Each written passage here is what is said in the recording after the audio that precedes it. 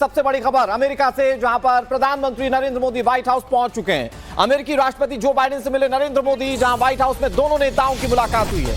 मोदी के लिए बाइडेन ने एक प्राइवेट डिनर होस्ट किया था। डाइनिंग टेबल पर सहयोग बढ़ाने की बातचीत हुई है। प्रधानमंत्री नरेंद्र मोदी के दौरे को लेकर बाइडेन बेहद उत्साहित हैं। जिल बाइडेन ने मोदी के दौरे को दो लोकतंत्रों के बीच बेहतर तालमेल का एक दौर बताया।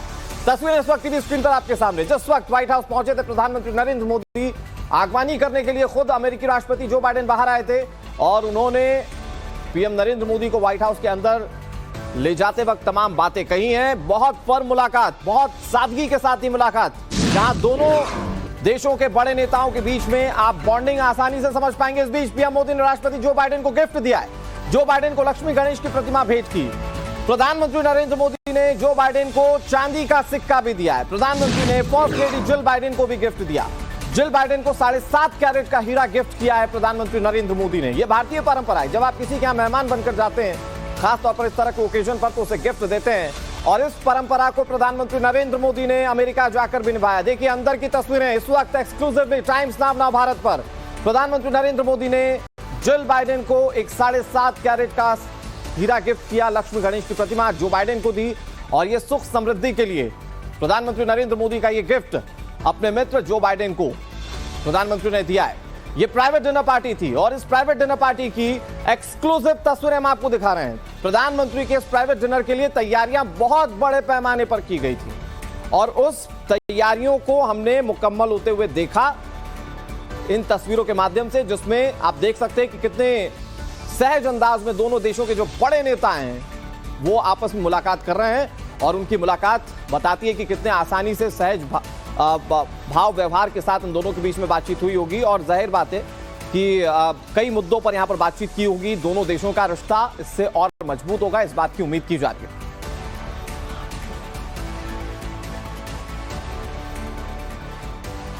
तो ये आपने तस्वीरें देखी और प्रधानमंत्री नरेंद्र मोदी का दरअसल ये प्राइवेट डिनर था। लेकिन बड़ी बात यह है कि जो स्टेट डिनर है वो भी पीएम नरेंद्र मोदी को लेकर होस्ट किया जाना है। हमारे सहयोगी सुशांत सिन्हा अमेरिका से लगातार एक एक तस्वीर आप तक पहुंचा रहे। सुशांत हमारे साथ जुड़ भी गए। सुशांत, क्योंकि प्राइवेट डिनर पार्टी तो होस्ट कर ली गई, लेकिन स्टेट डिनर पार्टी अभी होस्ट की जानी है, उसको लेकर क्या तैयारियां हैं?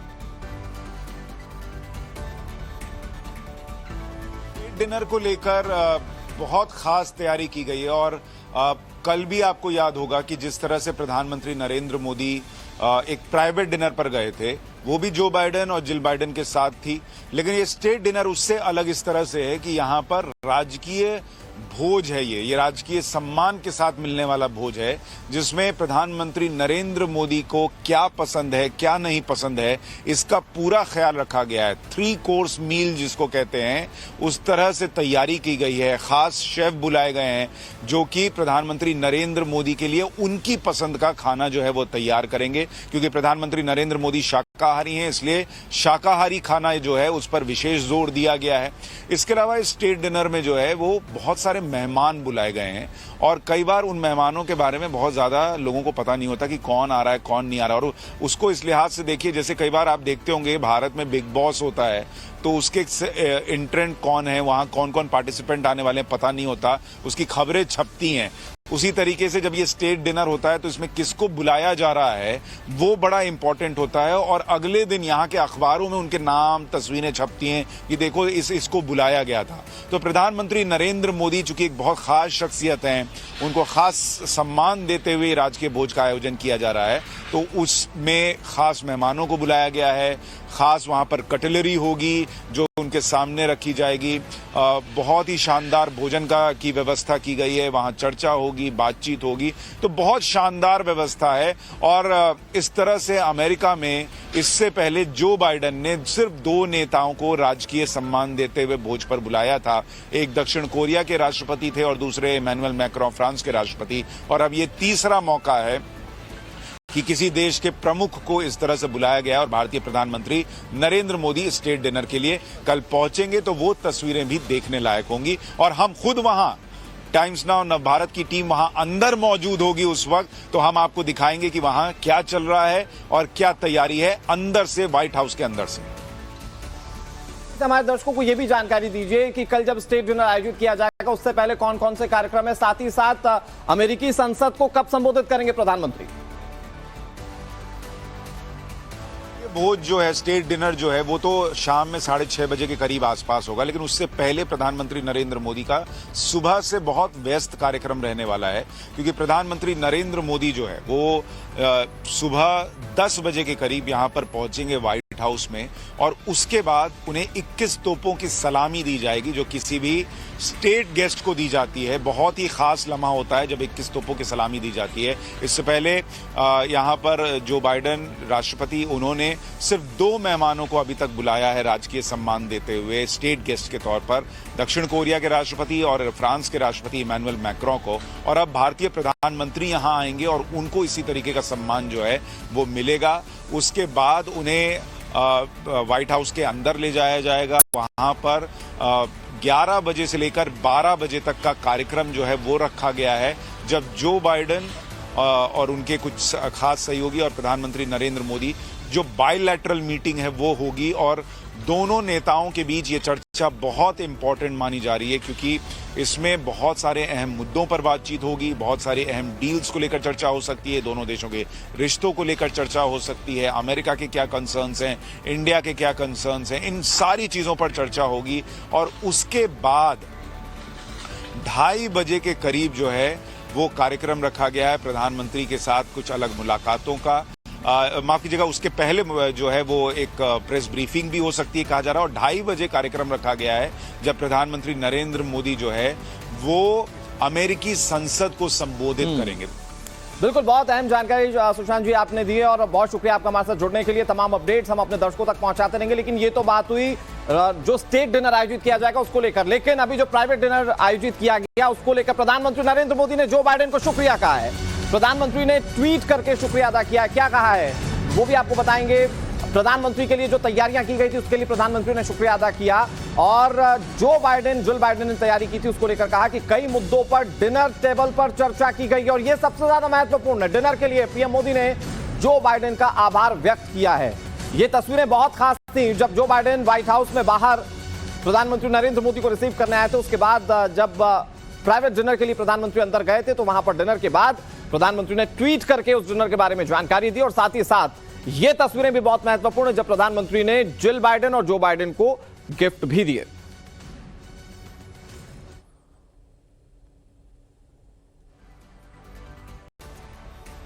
और ये एक्सक्लूसिव तस्वीरें हम आपको दिखा रहे हैं। इस एक्सक्लूसिव तस्वीर में आप देख पा रहे होंगे कितने तल्लीनता के साथ ये जो दोनों दोस्त हैं ये आपस में बातचीत कर रहे हैं, और इनकी बातचीत में कई सारे मुद्दों को सम्मिलित किया गया। खुद पीएम नरेंद्र मोदी ने ट्वीट करके इस बात की जानकारी दी। अब बात करते हैं वॉशिंगटन में पीएम मोदी के लिए की गई खास मेहमान नवाजी की। यूएस में कल पीएम मोदी को स्टेट डिनर मिलेगा। डिनर से पहले व्हाइट हाउस में मोदी का स्वागत किया जाएगा। स्टेट डिनर के लिए खास तैयारी की गई है, खास मेन्यू बनकर तैयार है। डिनर में परोसे जाएंगे मिलेट से बने पकवान। प्रधानमंत्री नरेंद्र मोदी भारत में किसानों के उपजाए जा रहे मोटे अनाज को विदेशों में प्रमोट कर रहे हैं, और धीरे धीरे उसका असर नजर आने लगा है। यह असर तब बड़ा देखने को मिलेगा जब प्रधानमंत्री नरेंद्र मोदी के लिए जो स्टेट डिनर आयोजित किया जाएगा जिसमें मिलेट्स को शामिल किया जाएगा। प्रधानमंत्री नरेंद्र मोदी के पसंद को खास तौर पर ध्यान में रखा जाएगा। इसकी एक बाकायदा जो पूरी लिस्ट है वो तैयार की गई है, और स्टेट डिनर की गेस्ट शेफ नीना कर्टिस ने विशेष तौर पर तैयार किए गए इस मेन्यू की जानकारी दी। आपको सुनाते उन्होंने क्या कहा इसकी तैयारियों को लेकर। Well, for the first course, we will be highlighting the millet, since it's the year of the millet, is what Carlos and Chef Nina alluded to. This is the year of the millet, and millet is such a wonderful grain because, first of all, it is climate good because it doesn't need as much water to really cultivate it, and it has a lot of really wonderful health benefits. So if I would really want to eat healthy, millet is the thing for me. सबके मन में इस बात को जानने की उत्सुकता है कि आखिर प्रधानमंत्री नरेंद्र मोदी के डिनर को लेकर जो स्टेट डिनर आयोजित किया जाएगा उसको लेकर क्या तैयारियां की गई। तो आपको बताते हैं कि मेन्यू क्या है, इसमें कौन कौन सी खास चीजों को शामिल किया गया। देखिए इसमें जो डिनर मेन्यू, इसमें सबसे पहले लेमन योगर्ट सॉस को शामिल किया गया है। इसके अलावा क्रिस्प मिलेट्स केक को तैयार किया गया प्रधानमंत्री नरेंद्र मोदी के लिए। मैरिनेटेड मिलेट्स तैयार किए गए प्रधानमंत्री नरेंद्र मोदी के इस डिनर मेन्यू में।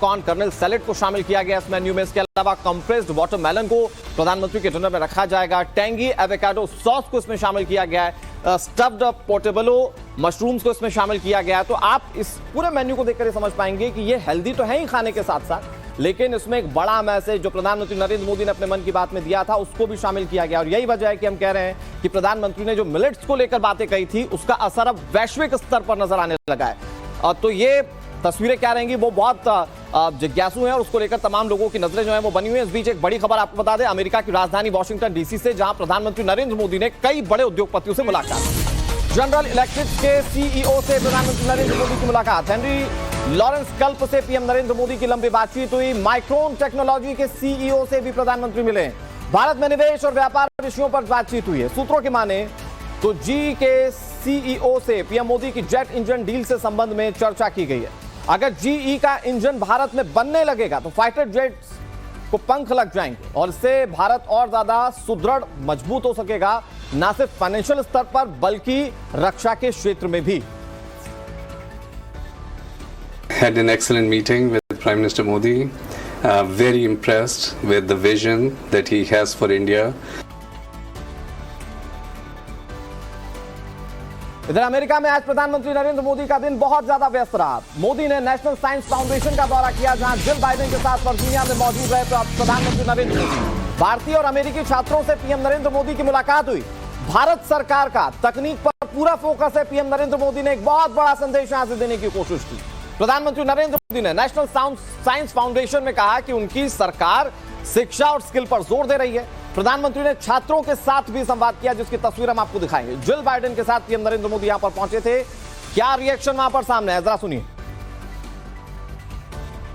नेशनल एजुकेशन पॉलिसी में शिक्षा और स्किलिंग को इंटीग्रेट किया है। स्किल इंडिया मिशन के तहत हमने अब तक 50 बिलियन लोगों को स्किलिंग किया है, जहां एक और अमेरिका के पास उच्च कोटि के शिक्षण संस्थान है, एडवांस टेक्नोलॉजी है, वहीं भारत के पास विश्व की सबसे बड़ी युवा फैक्ट्री है। एक India VS teachers exchange program की शुरुआत के विषय हम सोच सकते हैं। दुनिया भर में फैले साइंटिस्ट और एंटरप्रेन्योर्स का भारत के संस्थानों के साथ एंगेजमेंट बढ़ाने के लिए हमने 2015 में विज्ञान global initiative of academic network अभियान शुरू किया था। भारत सरकार की नीतियों को प्रधानमंत्री नरेंद्र मोदी ने यहां पर शिक्षा के लिहाज से साफ कर दिया, लेकिन वहां पर जब वो पहुंचे तो छात्रों से भी मुलाकात की। उनके क्या रिएक्शन थे मुलाकात के बाद वो सुनाते हैं। He gave me a high five inside my shirt. Wow. It's a memorable moment. I will never forget this. It's a long life thing that I'll never forget. I'm really happy that I got this opportunity to see Modi ji in person. I'm so happy to see Modi ji, and it's just a warm welcome for him to the Washington DC. It's a pleasure to be here. Very nice. और एक और अहम खबर आपको बता दें, प्रधानमंत्री Modi America के दौरे के दूसरे दिन वॉशिंगटन डीसी पहुंचे तो पहुंचने पर उनका भव्य स्वागत किया गया। एयरपोर्ट के बाहर ही प्रधानमंत्री का भव्य स्वागत किया गया। प्रधानमंत्री ने अमेरिका में भारतीयों से मुलाकात की। मोदी के होटल के बाहर भी बड़ी संख्या में लोग जुटे हुए नजर आए। प्रधानमंत्री मोदी ने ट्वीट कर अमेरिका में बसे भारतीयों का आभार व्यक्त किया। उन्होंने ये लिखा कि भारतीयों ने गर्मजोशी से उनका स्वागत किया और इस यात्रा को बेहद खास बना दिया। ये उस वक्त की तस्वीर जब प्रधानमंत्री नरेंद्र मोदी वॉशिंगटन डीसी पहुंचे थे, जिस वक्त वो फ्लाइट से उतर रहे थे उस वक्त उनका बहुत शानदार तरीके से वेलकम किया गया। यहां पर उन्हें गार्ड ऑफ ऑनर दिया गया, लेकिन फिर उसके बाद जब वो बाहर निकले एयरपोर्ट से तो भारतीय समुदाय के लोग किस तरह से स्वागत कर रहे थे इसकी 4 तस्वीरें इस वक्त आपके सामने। भारतीय संस्कृति की झलक नजर आई स्वागत में। प्रधानमंत्री खुद जाके भारतीयों से मिले। बड़ी संख्या में भारतीयों की मौजूदगी देख के पीएम गदगद हो गए। और बड़ी बात यह थी कि यहीं वॉशिंगटन डीसी में प्रधानमंत्री नरेंद्र मोदी ने छात्रों से मुलाकात की और भारत और अमेरिका शिक्षा के क्षेत्र में कैसे साथ मिलकर आगे बढ़ सकते हैं इस पर भी प्रधानमंत्री नरेंद्र मोदी ने अपने विचार साझा किए। जब प्रधानमंत्री नरेंद्र मोदी न्यूयॉर्क से वॉशिंगटन पहुंचे तो उनका जोरदार तरीके से स्वागत किया गया। वॉशिंगटन में पीएम मोदी का जोरदार स्वागत, एंड्रयूज हवाई अड्डे पर पीएम का स्वागत गार्ड ऑफ ऑनर के साथ किया गया।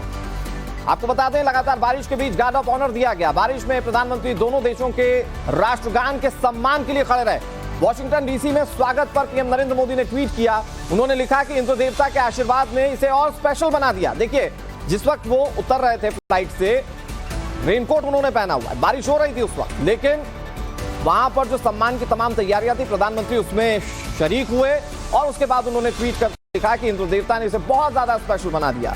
उन्होंने ये जो ट्वीट किया वो हम आपको दिखाने की कोशिश कर रहे हैं। आपको बता दें कि दोनों देशों के राष्ट्रगान वहां पर बजाए गए और इसमें प्रधानमंत्री नरेंद्र मोदी बारिश के बीच ही खड़े रहे।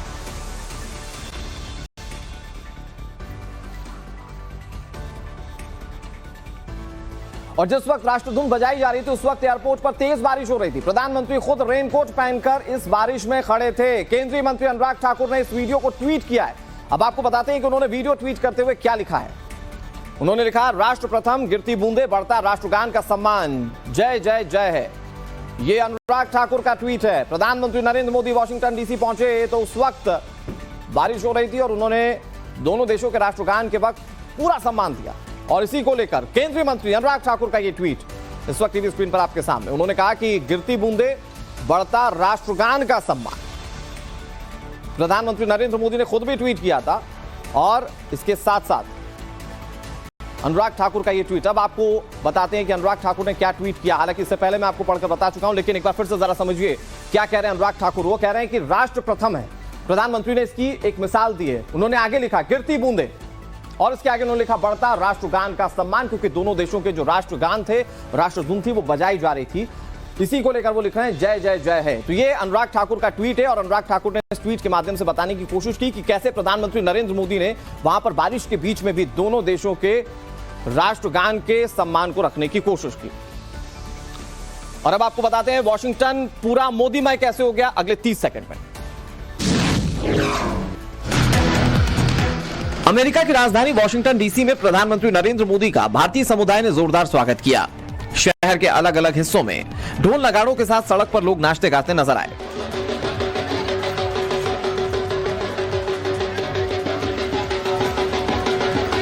प्रधानमंत्री मोदी के स्वागत में कई तरह के सांस्कृतिक कार्यक्रम का भी आयोजन किया गया। वॉशिंगटन डीसी में पीएम के स्वागत कार्यक्रम में बच्चों ने भी हिस्सा लिया। बड़ी संख्या में भारतीय समुदाय के लोग विलार्ड इंटरकॉन्टिनेंटल होटल के बाहर इकट्ठा हुए। पीएम मोदी ने भी लंबे वक्त से इंतजार कर रहे भारतीय समुदाय के लोगों से मुलाकात की। और एक अहम जानकारी आपको देते, प्रधानमंत्री के अमेरिका दौरे में कई डिफेंस डील होने की संभावना है और पिछले कुछ दशकों से भारत अपने पड़ोसी देशों से रणनीतिक खतरों का सामना कर रहा है। लिहाजा भारत अब अपनी रक्षा क्षमताओं को बढ़ाने के लिए नेक्स्ट जनरेशन हथियार बना रहा है। ये नेक्स्ट जनरेशन यानी कि अगली पीढ़ी के हथियार किसी भी युद्ध की दिशा और दशा बदलने की ताकत रखते हैं। अब ये हथियार कौन से, जरा समझिए। ये हथियार है लेजर वेपन, इलेक्ट्रोमैग्नेटिक रेलगन और न्यूक्लियर बम। तो आपको ये बताते हैं हम कि लेजर वेपन, इलेक्ट्रोमैग्नेटिक रेलगन और न्यूट्रॉन बम है क्या। दरअसल लेजर हथियारों में डायरेक्ट एनर्जी तकनीक का इस्तेमाल होता है जो कई किलोमीटर तक हमला या बचाव कर सकते हैं। भारत काली और दुर्गा नाम के लेजर हथियारों पर काम कर रहा है। लेजर हथियारों को दागने में धमाके की आवाज नहीं होती है, जो इसकी सबसे बड़ी खासियत है। इनसे घातक इलेक्ट्रोमैग्नेटिक किरणें निकलती हैं जिससे सब एटॉमिक पार्टिकल्स और माइक्रोवेव किरणों का ऐसा हमला होता है कि दुश्मन पल भर में खाक हो जाता है। परंपरागत हथियारों की तुलना में इसकी ऑपरेशन कॉस्ट बेहद कम होती है और लेजर हथियार कई टारगेट्स को अकेले संभालने में सक्षम होता है। अब आपको ये जल्दी से बता देते हैं कि रेलगन की क्या खासियत है। इलेक्ट्रोमैग्नेटिक रेलगन भारत के सबसे घातक हथियारों में से एक है। वो इसलिए क्योंकि भारतीय तोप 50 से 60 किलोमीटर तक मार करती है, जबकि रेलगन की मारक क्षमता जो है वो 200 किलोमीटर तक होती है। बड़े से बड़े ऑब्जेक्ट को पल भर में ध्वस्त करने में सक्षम होता है। आवाज की रफ्तार 6 से 7 गुना तेज ये मार कर सकता है। रफ्तार करीब 5400 मील प्रति घंटे से भी ज्यादा की होती है और निशाना इसका बेहद सटीक होता है। फायर करने के बाद दुश्मन की तबाही इससे पक्की मानी जाती है। अब आपको जल्दी से यह भी समझा देते हैं कि न्यूट्रॉन बम क्या होता है। न्यूट्रॉन बम एक तरह का छोटा सा थर्मोन्यूक्लियर बम होता है जिसकी विस्फोटक क्षमता 1 किलोटन की होती है। कुछ ऐसे समझिए कि 1945 में हिरोशिमा में गिराए गए बम की क्षमता जो है वो करीब 15 किलोटन की थी। यानी कि भारत के न्यूट्रॉन बम के विस्फोट का असर 1 से 2 किलोमीटर हो सकता है।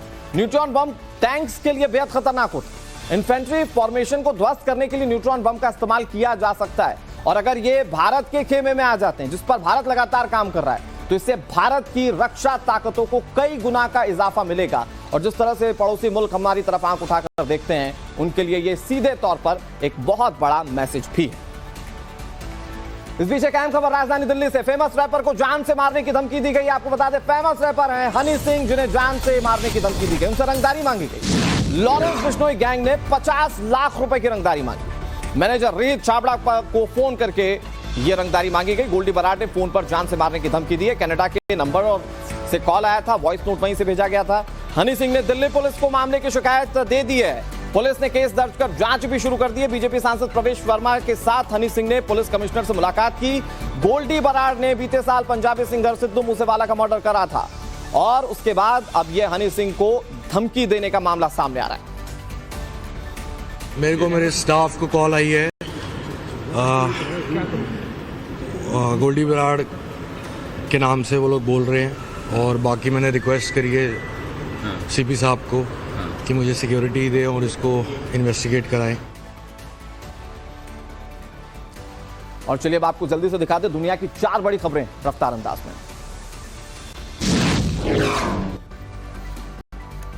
फ्रांस की राजधानी पेरिस में एक इमारत में गैस विस्फोट से भीषण आग लग गई, जहां पेरिस के एरोनॉटिस्मॉन इलाके में हुए धमाके की वजह से कई इमारतों को नुकसान पहुंचा। आग इतनी भीषण थी कि एक इमारत पूरी तरह से ढह गई। इस हादसे में 16 लोग गंभीर रूप से घायल हो गए।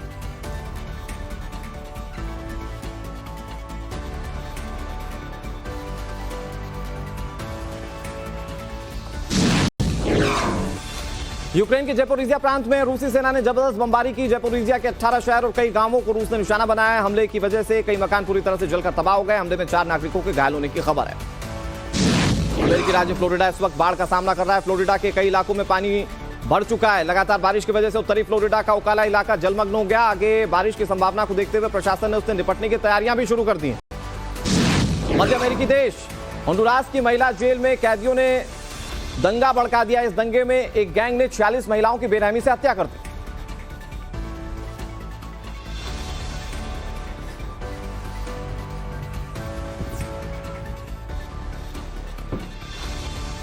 बात अगली ब्रेकिंग की। राजधानी दिल्ली से खबर, जहां पर आईटीबीपी कैंप में बड़ी वारदात सामने आई है। दिल्ली के आईटीबीपी कांस्टेबल की हत्या, छावला आईटीबीपी कैंप में गोली मारकर हत्या कर दी गई। पूरी खबर क्या समझिए जरा।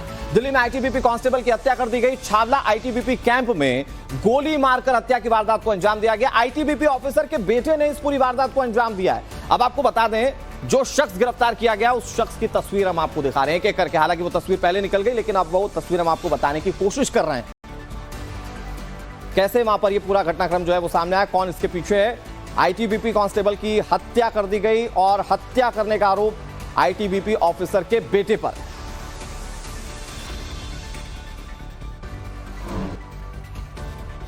और जल रहा है इजराइल का वेस्ट बैंक। पूरी खबर अगले 30 सेकंड में।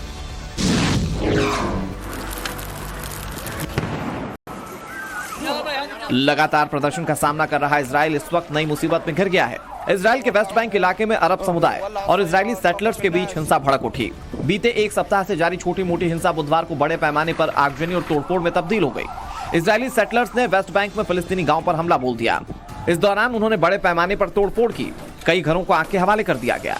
सड़क पर खड़ी दर्जनों गाड़ियों में आग लगा दी गई। इस हिंसा में एक शख्स के मारे जाने की खबर है। और इजराइल में हिंसक झड़प की भी जो तस्वीरें सामने आई दिखाते हैं आप।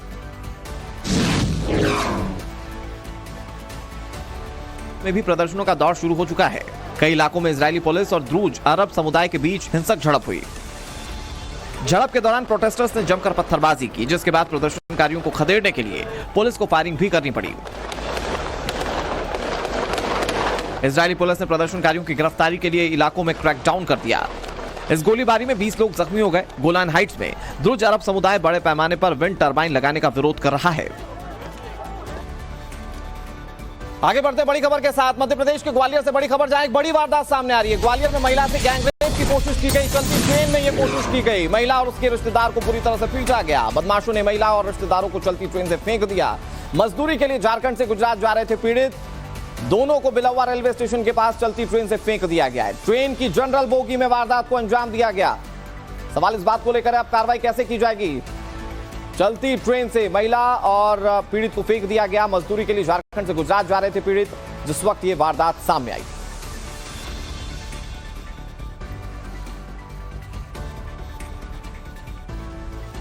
आगे बढ़ते हैं, दिखाते हैं आपको जुर्म से जुड़ी तमाम बड़ी खबरें। 1 मिनट। महाराष्ट्र के अहमदनगर में एक शख्स की तलवार से हमला करके हत्या कर दी गई। सीसीटीवी में साफ तौर पर दिख रहा है कि बाइक से आए हमलावर अचानक अटैक कर देते हैं। हमलावरों ने रात के 2 बजे हमला किया। अवैध काम की शिकायत करने की वजह से युवक की हत्या कर दी गई। अहमदाबाद एयरपोर्ट पर डीआरआई को बड़ी कामयाबी हाथ लगी। एयरपोर्ट से डीआरआई ने 32 करोड़ रुपए की ड्रग्स बरामद की है। ब्राजील के एक नागरिक के पास से 3 किलो 200 ग्राम ड्रग्स मिला। ड्रग्स को बैग के अंदर छुपाया कर ले जाया जा रहा था। मामले में पुलिस ने ब्राजीली नागरिक को गिरफ्तार किया है। राजस्थान के बीकानेर में एक युवती की गैंगरेप के बाद हत्या कर दी गई। हत्या के विरोध में लड़की के परिजनों को 2 दिन से पुलिस थाने के सामने बैठकर धरना प्रदर्शन करना पड़ा। हत्या के 2 दिन बाद भी लड़की का पोस्टमार्टम नहीं करवाया जा सका।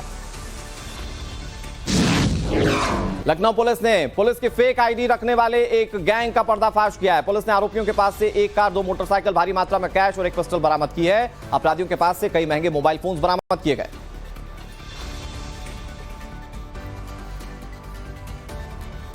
और एक और बड़ी खबर आपको बता दें, बिहार की राजनीति से जुड़ी बड़ी खबर। एनडीए को बिहार में नया साथी मिल चुका है। एनडीए में शामिल हुए जीतन राम मांझी। हिंदुस्तान आवाम मोर्चा और बीजेपी का गठबंधन हो चुका है।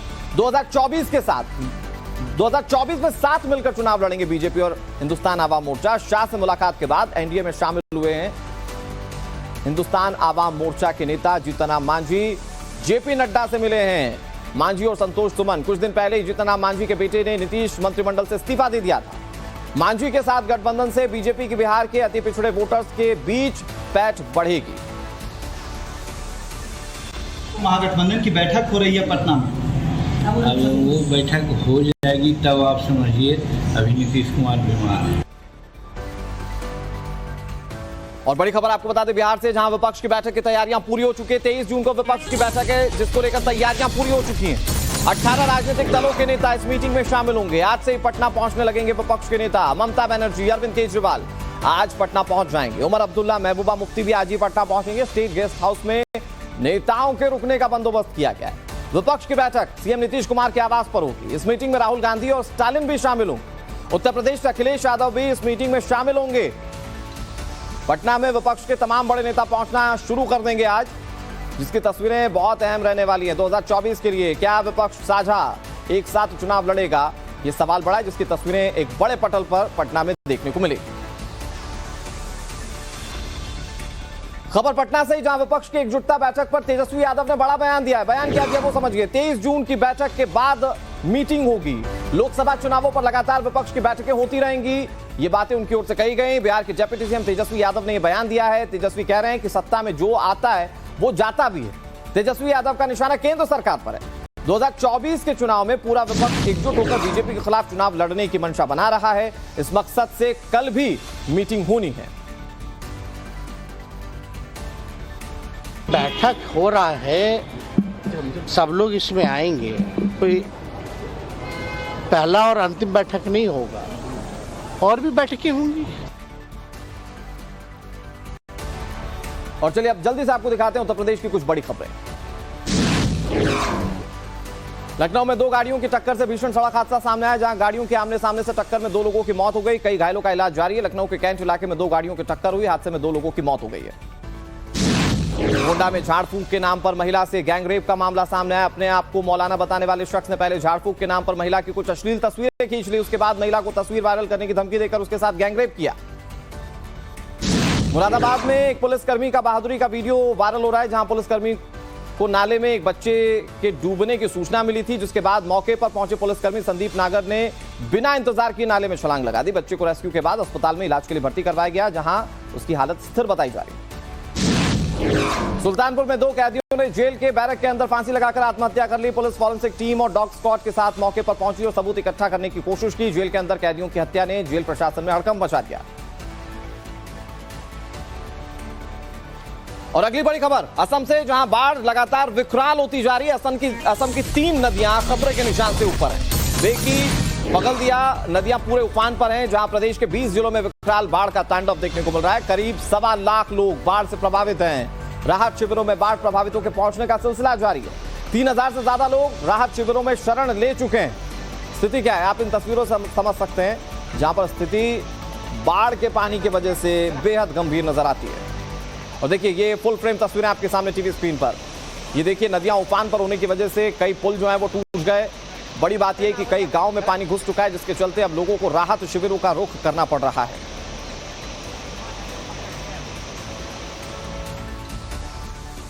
और इस बाढ़ से संबंधित कुछ अहम जानकारी आपको देते हैं। दरअसल असम के 20 जिलों में हाल बाढ़ से बेहद खराब है। 35,000 लोग बाढ़ से बेहाल हो चुके हैं। लखीमपुर जिले में बाढ़ ने सबसे ज्यादा तबाही मचाई है। डिब्रूगढ़ की बात करें तो यहां पर भी भीषण बाढ़ है। 550 गांव पानी में डूब चुके हैं। 6,000 हेक्टेयर फसल चौपट हो चुकी है। बाक्सा, बारपेटा और चिरांग जिले बाढ़ का सबसे ज्यादा प्रकोप झेल रहे हैं। बिस्वनाथ, दरांग और धेमाजी जिलों में भी बाढ़ लगातार विकराल होती जा रही है। गोलाघाट और कोकराझार में भी बाढ़ तबाही मचा रही है। तो ये वो इलाके हैं जहां पर सबसे ज्यादा परेशानियां लोगों को उठानी पड़ रही है। कोशिश यह है कि लोग अपनों को सुरक्षित रख सके और अपने जो जरूरी सामान है उसको लेकर किसी सुरक्षित स्थान पर चले जाएं। आगे बढ़ते हैं, दिखाते हैं आपको 1 मिनट में देश की कुछ और अहम खबरें। गुरुग्राम में मस्जिद के सामने तलवार लहराने के आरोप में पुलिस ने एक हिंदू नेता को गिरफ्तार कर लिया, जिसके बाद गिरफ्तारी के विरोध में बजरंग दल, बीएसपी सहित कई हिंदू दलों ने, कार्यकर्ताओं ने थाने पहुंचकर जमकर नारेबाजी की। हिंदू संगठनों ने चेतावनी दी कि अगर रिहाई नहीं हुई तो वो तलवार के साथ एक बड़ी रैली निकालेंगे। बेंगलुरु में 2 महिलाएं एक तेज रफ्तार बस की चपेट में आने से बाल बाल बच गई। दोनों महिलाएं सड़क पार कर रही थी। महिलाओं को सामने की तरफ से आती हुई बस का बिल्कुल भी अंदाजा नहीं था। बस की रफ्तार काफी ज्यादा थी। गनीमत ये रही कि ड्राइवर ने वक्त रहते ब्रेक लगा दिया। कर्नाटक के गदग में छेड़छाड़ करने के आरोप में भीड़ ने एक युवक की खंबे से बांधकर जमकर पिटाई कर दी। महिलाओं ने युवक को चप्पलों से पीटा। असम के नलबाड़ी जिले में बाढ़ के हालात बेहद खराब हो गए। बाढ़ का पानी सड़क के ऊपर बह रहा है, जिसकी वजह से कई इलाकों का संपर्क आपस में टूट गया। बाढ़ के पानी की वजह से दमदमा में तामुलपुर को जोड़ने वाला पुल भी बह गया है।